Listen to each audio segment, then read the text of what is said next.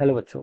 Let's read this question. So this question says, in the above circuit, C is equal to root 3 by 2 microfarad, R2 is equal to 20 kilo ohms, and inductance given है, R1 की value given है. Current in all R1 circuit is path I1 and CR2 में I2 है. The voltage of AC source is given by voltage भी given कर रखी है. The phase difference बताना है आपको I1 और I2 के बीच में. ठीक है बच्चों, देखिए I1 करंट आपकी किसमें फ्लो कर रही है, LR वाले सर्किट में. ठीक है, जहां पर आपका इंडक्टर एंड रेजिस्टेंस सीरीज में है.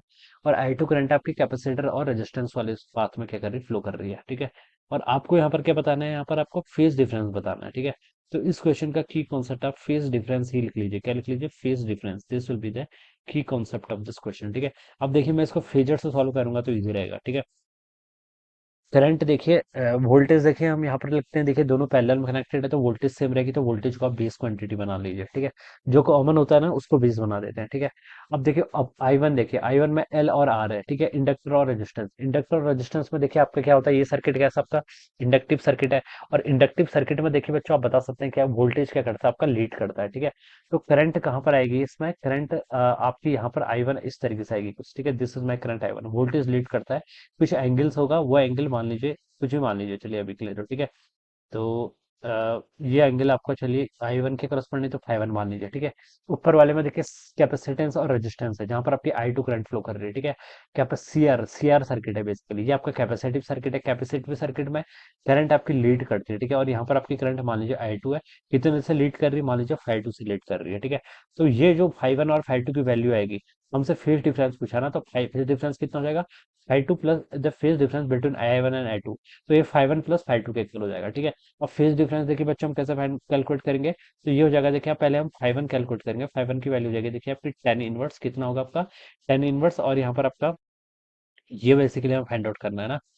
तो ये आपका हो जाएगा परपेंडिकुलर अपॉन बेस. ठीक है, तो ये आपका हो जाएगा 5 1, ये आपका एक्सएल बाय आर के इक्वल होगा, कितना एक्सएल बाय आर के इक्वल. ठीक है, 5 1 आपका किसके करस्पॉन्डिंग है, 1 यानी I1 के करस्पॉन्डिंग है ना. ठीक है, जो R1 रेजिस्टेंस से पास कर रहा है. ठीक है, तो ये आपका इतना हो जाएगा. एक्सएल की वैल्यू देखिए कितनी होती है आपकी, यहाँ से देखिए हम इसको कैलकुलेट कर लेंगे.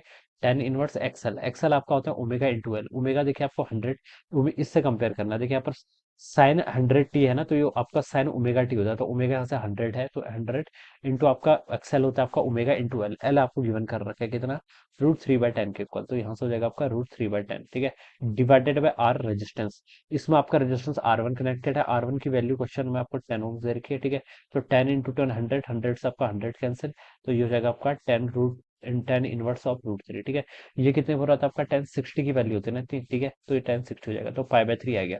तो 5 1 की वैल्यू तो बच्चों आपने π/3 कैलकुलेट कर ली.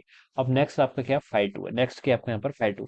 5 2 देखिए बच्चों कितना होगा, 5 2 आपका 10 इनवर्स ऑफ XC/R के इक्वल होगा. कितना होगा आपका XC/R. ठीक है, तो इसको लिख लीजिए 10 इनवर्स XC. XC क्या होता है आपका 1/ओमेगा C. ठीक है, 1/ओमेगा. ओमेगा अगेन कितना आपका 100 के इक्वल है इंटू C. ठीक है, C कितना है आपका √3/2 माइक्रोफेरेड. √3/2 ऊपर आएगा, माइक्रो है 10⁻⁶, तो ऊपर आके +6 हो जाएगा. ठीक है, इतना हो जाएगा, डिवाइडेड बाय आपका रेजिस्टेंस. ठीक है, रेजिस्टेंस भी कौन सा वाला, R2. R2 की वैल्यू 20 किलो ओम्स है, तो 20 इंटू 10⁻³ के इक्वल, ये वैल्यू यहाँ से इतनी हो जाएगी. ऑलराइट, तो देखिए ये बच्चों ये कितना आएगा आपका 10 इनवर्स ऑफ. ठीक है,